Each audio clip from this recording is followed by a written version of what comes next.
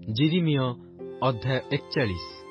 अनंतर सप्तम मासरे राजार अमात्यमानंक मध्यरे गणित राजवंशीय इलिसामार पौत्र नथनियर पुत्र इस्माएल ओ ताहा संगे 10 जन पुरुष मिस्पाकु अहिकाम्र पुत्र गदलिय कतिकी आसिले।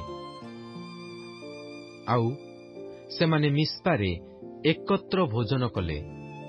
सेतेबेले नथनियर पुत्र इस्माएल ओ ताहार संगी सेही 10 लोक उठी बाबिलो राजा द्वारा देशर शासनकर्ता पदरे नियुक्त साफनर पौत्र अहिकाम्र पुत्र गदलियकु खड्गाघातरे बध कले।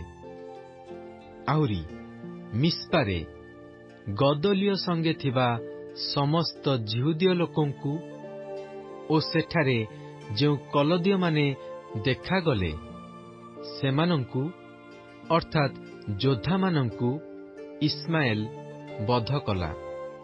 पुणी से गदलियकु बध कला उतारे से विषय केही न जाणुनु सिक्किम सिलो ओ समरियारू 80 जन पुरुष क्षोर दाढ़ी ओ छिन्न वस्त्र परिहित होई आउ आपणा आपणा शरीर रे अस्त्राघात करी पुणी सदाप्रभुंक गृहरे उत्सर्ग करिबा पई आपणा आपणा हस्तरे नैवेद्य ओ कुंदुरु नेई आसुथिले।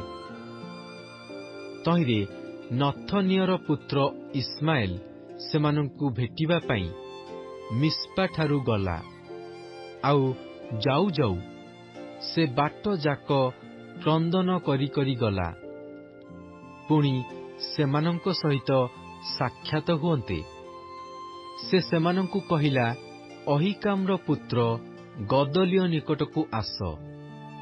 ए उतारे सेमाने नगरर मध्यस्थानरे उपस्थित हुअन्ते।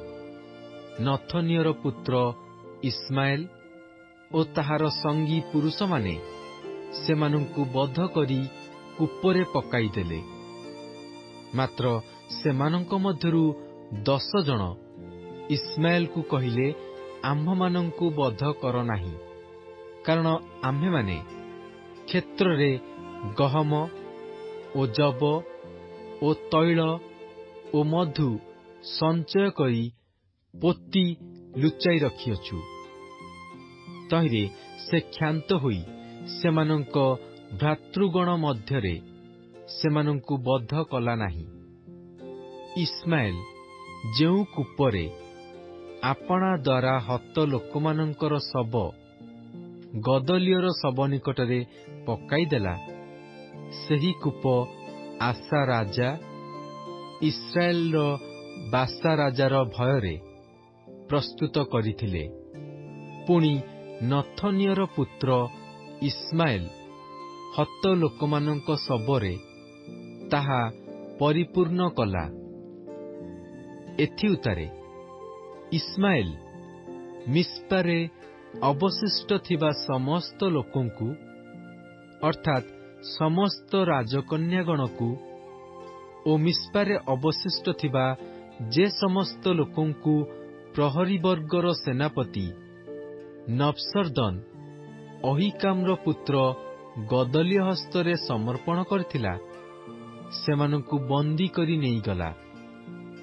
नथनियर पुत्र इस्माएल सेमानंकु बंदी करी अमन संतानगणर निकटकु जिबा पई प्रस्थान कला। मात्र नथनियर पुत्र इस्माएल रो एही सबु दुष्कर्म विषय कारेहर पुत्र जोहानन ओ ताहार संगी सेनापति समस्ते सुनन्ते सेमाने समस्त लोकंकु नेई नथनियर पुत्र इस्माएल संगे युद्ध करिबाकु गले ओ गिबियन स्थित महाजलाशय निकटरे ताहाकु देखिले। सेतेबेले इस्माएल संगे थिबा समस्त लोक कारेहर पुत्र जोहानन को ଓ ତାହାର ସଙ୍ଗୀ ସେନାପତିମାନଙ୍କୁ ଦେଖି ଆନନ୍ଦିତ ହେଲେ।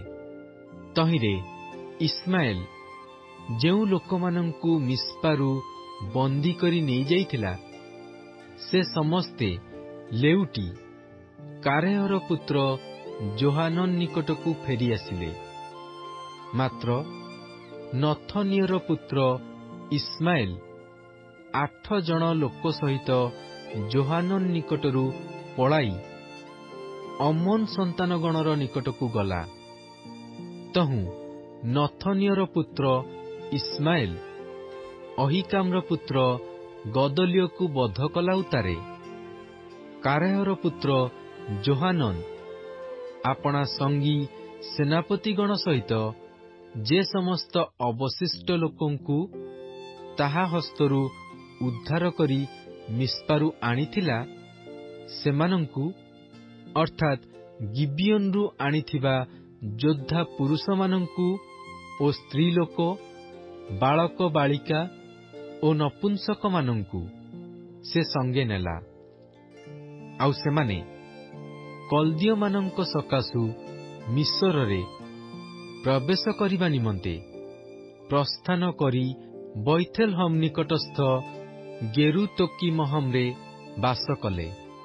କାରଣ ନଥନିଏର ପୁତ୍ର ଇସ୍ମାଏଲ ବାବିଲ ରାଜାର ନିଯୁକ୍ତ ଦେଶର ଶାସନକର୍ତ୍ତା ଅହିକାମର ପୁତ୍ର ଗଦଲିଓକୁ ବଧ କରିବା ହେତୁରୁ ସେମାନେ କଲ୍ଦୀୟମାନଙ୍କ ବିଷୟରେ ଭୀତ ହୋଇଥିଲେ।